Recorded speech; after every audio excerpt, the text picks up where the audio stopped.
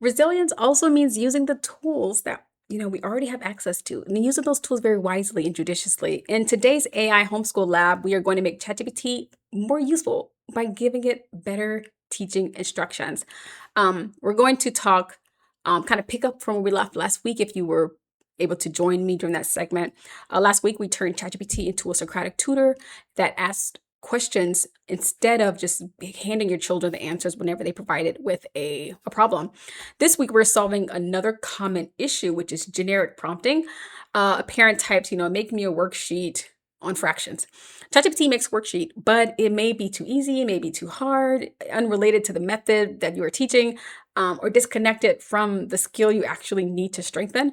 So that is not because prompting needs to become more complicated. It just means ChatGPT needs to be this. It needs to have the same information you would give a human tutor. Like Billy is struggling with this, and he's at this level, and he keeps getting this problem wrong. And how you kind of explain it very well to a human tutor. You would want to do and provide that same detail when you're describing it to ChatGPT.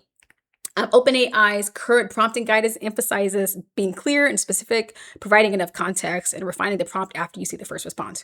With that, there's study mode, which also works better when you provide the learner's level, exact logic, the exact topic, the goal, what the learner already understands. We talked about this last week. You're welcome to go back to that video if you want to kind of look at that. So today, here's my 6-part homeschool prompt. Role, learner, goal, source, constraint, and check. The first thing is the role. Who do you want ChatGPT to act like? A 6th grade writing coach, a patient algebra coach, a reading comprehension tutor, a debate partner. These are really cool skills you can develop in your children. And some of us use it very much because it allows our children to increase in a wide array of skills and even develop skills that I didn't even know they could at such a young age, like debate. Not that I want them walking around debating me, but that is a really cool skill for them to be able to communicate very well and process their thoughts and analyze things more clearly. ChatGPT comes partner alongside me to help me to teach those skills, because some of these skills I did not have myself until I started learning alongside my children. So these are really great options for you and for your family if you put it and take it to heart. So the first thing we're going to do is just define the role. Second, the learner. Tell it the child's greater learning level. Remember from last week, we're not giving it any sensitive information, not even the child's name, unless you already have given the child's name. You don't even have to give so much as child's name, but just the basics that'll help it to organize its skills, organize its worksheet around specifically your child's grading level.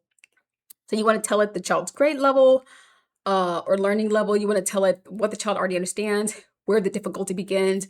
You do not necessarily need to give, like I said, anything private, just the basics.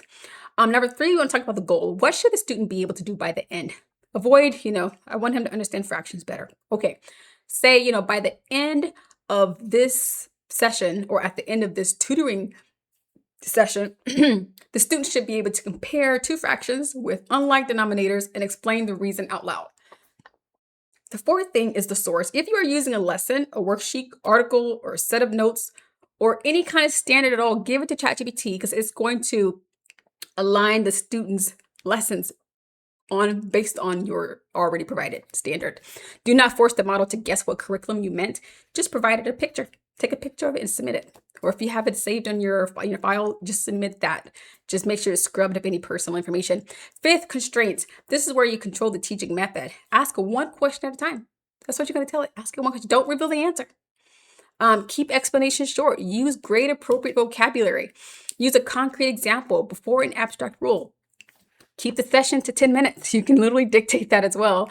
The 6th thing we're going to talk about is check. How will we know learning actually occurred? 2 fresh practice questions: an oral explanation, a parent report, a teach back exercise, 1 new problem without help. So I have a full example that I want to provide here. Here's a writing coach prompt. The prompt is not magical, it is simply good teaching instructions. And remember, prompting is iterative. So if the result is too long, just say so. If the questions are too easy, just raise difficulty. If ChatGPT misunderstood the goal, correct it. You don't have to get the first prompt perfect. And generally, we won't. Parents remain responsible for supervision because it is still a robot.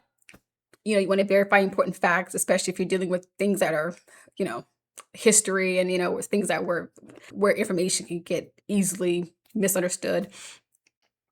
Uh, Again, don't hand over sensitive information and unnecessarily. Respect academic integrity rules for graded work.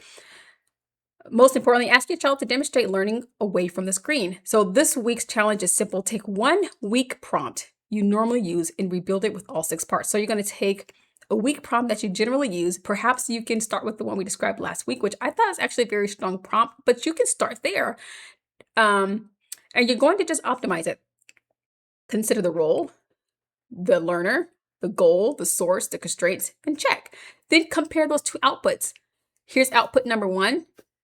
Here's output number 2.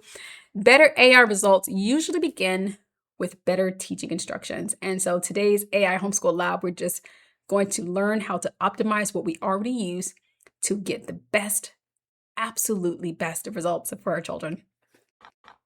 So this week's 4 segments come back to the same responsibility.